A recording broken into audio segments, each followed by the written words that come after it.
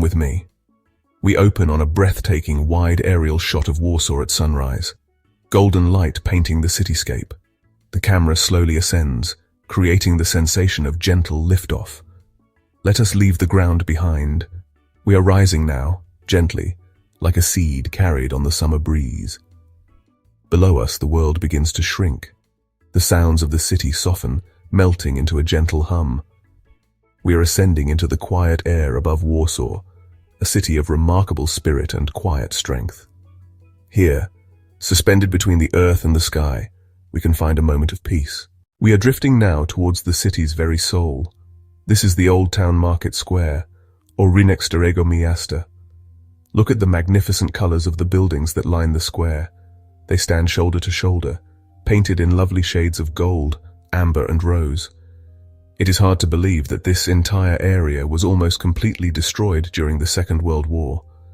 The people of Warsaw, with incredible determination, rebuilt it piece by piece, using old paintings and photographs as their guides. At the center of the square, you can see a statue. This is the Warsaw Mermaid, the city's protector. She holds a sword and a shield, ready to defend the city and its people. Our gentle journey now takes us to the edge of the old town, where a truly magnificent structure stands. This is the royal castle. For centuries, this was the home of Polish kings and the seat of parliament. It has witnessed coronations, great debates, and moments that shaped a nation's destiny. The tall clock tower, rising high above the rest of the building, is a famous landmark. The clock itself was restarted in 1974, at the very moment it had stopped when the tower was destroyed in 1939. Below the castle, Castle Square opens up, a wide triangular space that acts as the grand entrance to the old town. In its center stands a tall column, Sigismund's Column, one of Warsaw's oldest monuments. Let us now turn our attention to the great artery of water that flows through the heart of Warsaw. This is the Vistula River, or Wisla. It is the longest river in Poland, a powerful and ancient force of nature. From our peaceful vantage point, it looks like a wide, shimmering ribbon of silver, gently curving its way through the urban landscape. On one side of the river, the bustling city stands tall, with its historic buildings and modern skyscrapers. On the other side, something remarkable has been preserved.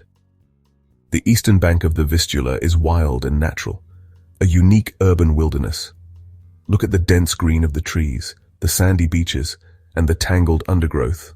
Now we drift away from the river, over a sea of green.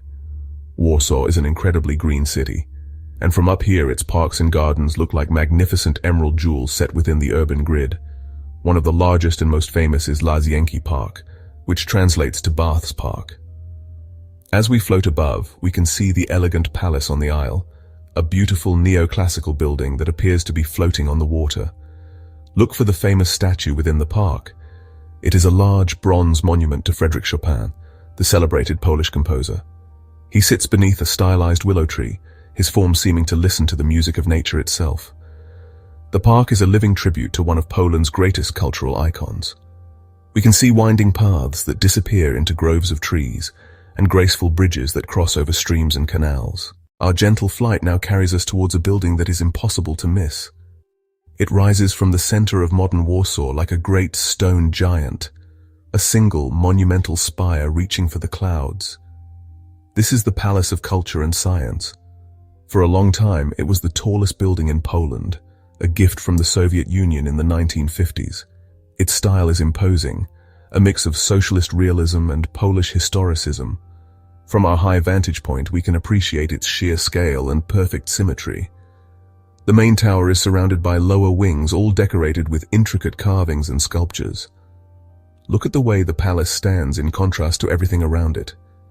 It is surrounded by the sleek glass towers of Warsaw's modern business district. The contrast is striking. Let us drift over the streets now, observing the wonderful tapestry of Warsaw's architecture. There is no single style here. Instead, it is a fascinating blend of different eras, all living together.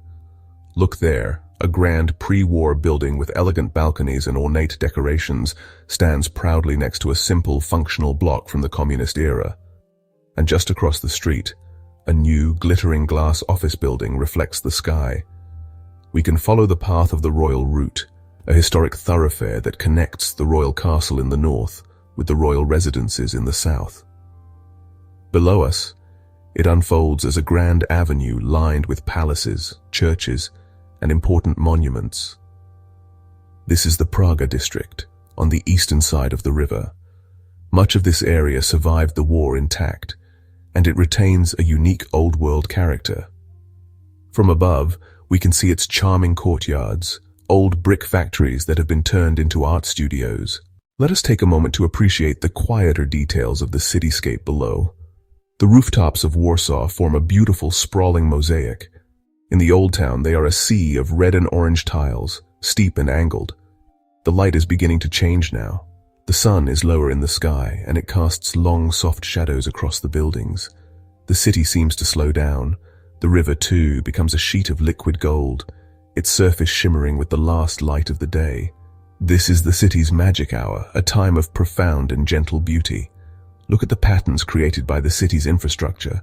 The tram lines are like silver threads woven through the streets, gleaming in the low sun. The avenues lined with trees create corridors of green that cut through the urban environment. The day is drawing to a close, and so is our journey. It is time to begin our slow, gentle descent. The air around us grows warmer as we drift closer to the earth. We can see the streetlights beginning to flicker on, creating new patterns of light in the growing twilight. The city below is transforming, preparing for the night. As we descend, the details of the city come back into focus. But perhaps we see them differently now. Having viewed the city as a whole, as a single, interconnected entity, we can better appreciate how each small part contributes to the grander picture. Let us take one last look at the skyline. The historic spires and the modern towers stand together against the darkening sky, a silhouette of resilience and hope. Our feet will soon touch the ground again, but let us carry this feeling of peace and perspective with us. Remember the view from above, the gentle curve of the river, the endless green of the parks, the vibrant heart of the old town. Warsaw is more than just a place on a map. It is a city with a powerful story and a gentle soul.